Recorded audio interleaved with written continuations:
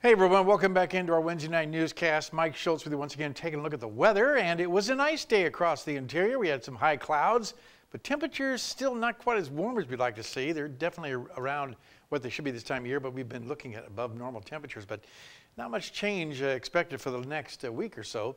Our photograph tonight, this one's sent in by Pamela Lipari.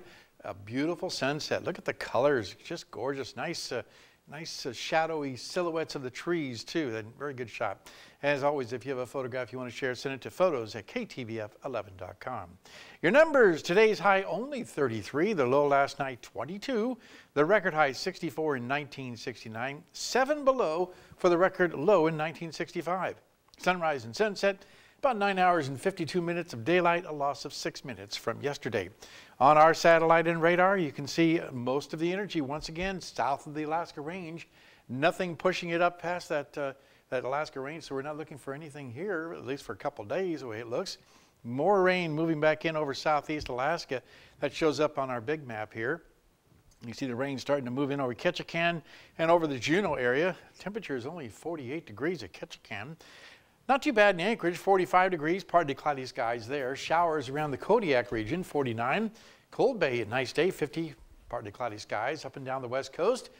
Clear to partly cloudy skies, but chilly, 44 at Bethel, but 35 at Nome.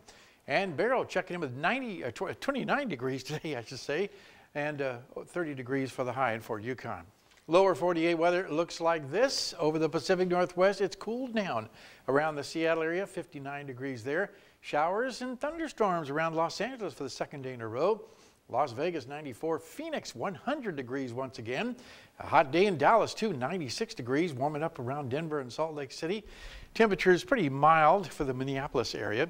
Over the eastern half of the country, cooling down a little bit around New York, only 68 degrees there, 63 in Chicago, and then down to the south, of course, hot and humid, 90 degrees in Miami.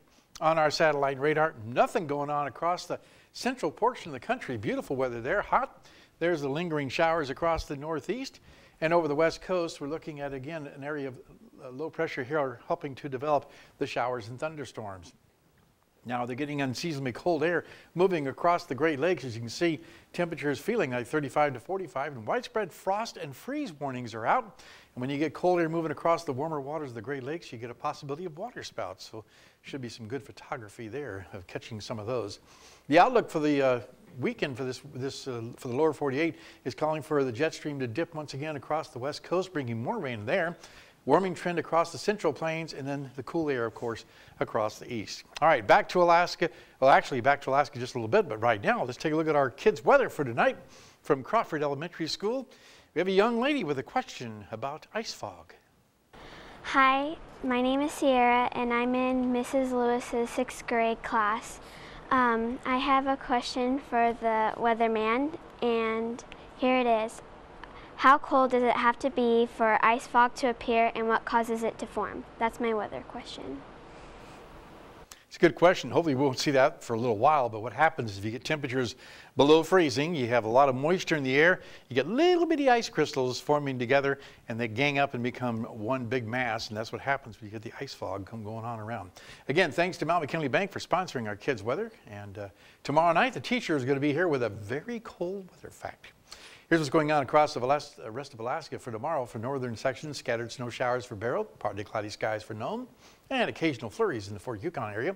Here in the interior, we'll be looking at, for the most part, scattered clouds at Fairbanks and Delta Junction. Some isolated snow showers are possible for Healy. More rain moving in across southeast Alaska, scattered showers for Juneau, isolated showers for Ketchikan. Over the southwest part of the state, looks like rain diminishing for Cold Bay, showers for Kodiak, and mostly cloudy skies for Bethel. And over the south central regions, for the Anchorage Bowl, mostly sunny skies expected there, partly cloudy skies at Homer, and also Valdez. In our forecast for the remainder of the night, well, we're looking at mostly cloudy skies and continued quite chilly temperatures, 23 for the overnight low. Tomorrow's forecast, another day just like today, scattered clouds and cool, 39 degrees. And you talk about your consistency, look at the 5-day forecast, 40 degrees all the way across the board.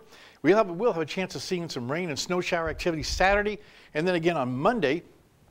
And overnight lows will again be very chilly, right around the low to mid 20s, and not too much change there. But nice to have you back, Joe. Welcome back. Oh, thanks. Welcome back to the cold temperatures.